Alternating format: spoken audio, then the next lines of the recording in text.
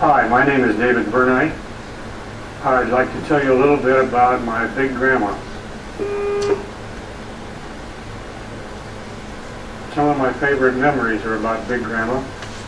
I call her Big Grandma because I also had a little grandma.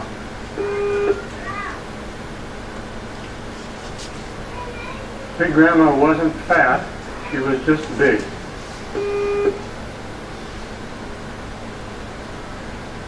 She grew up in Illinois of pioneer settler stock, and she just had big bones and was a big woman.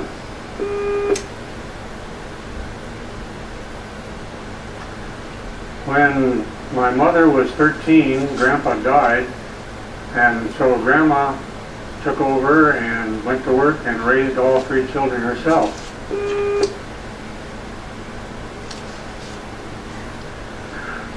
When I came along, Grandma was living about half the time with our family and half the time with her son. So I always considered her a member of our family.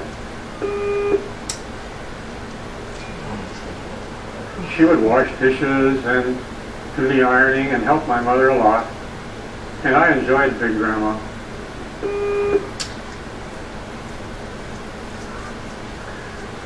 We had a cabin up in the mountains, and we'd go up every June, and Grandma would go with us.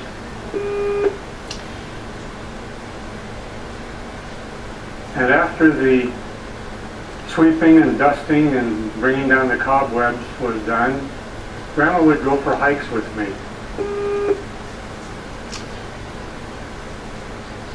And she was an old lady, but she was a sturdy old lady.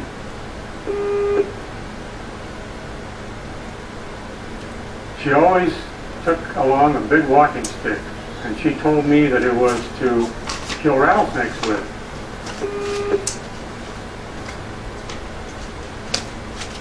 She had grown up in a place where the horses grazing on the prairie in Illinois were sometimes bitten by rattlesnakes, which would lie in the prairie clover.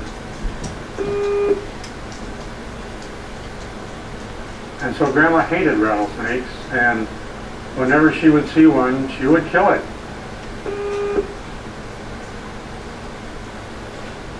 And as a matter of fact, when we'd find one on our hikes on the trail, Grandma would beat its head off with her walking stick.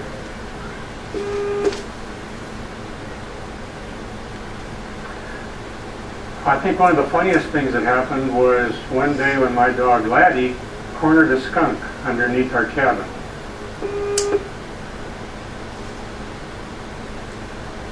Wow, what a smell that was!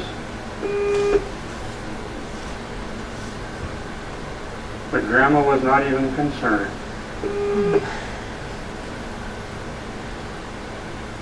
That was the day we discovered that Grandma had lost her sense of smell.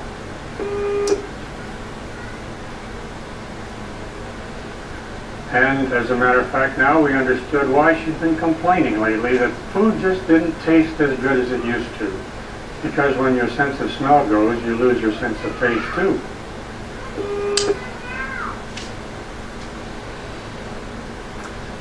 Grandma had been born in 1860, and she told me that when she was 5 years old, her father took her down to the railway crossing to see President Lincoln's funeral train go by.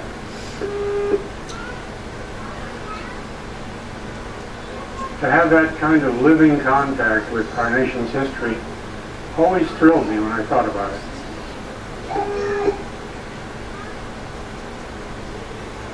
Grandma lived to be almost 102, and on her 100th birthday, President Eisenhower sent her a birthday card. Of course, he sent birthday cards to every 100-year-old person, but we always thought that it was very special because Grandma was very special to us.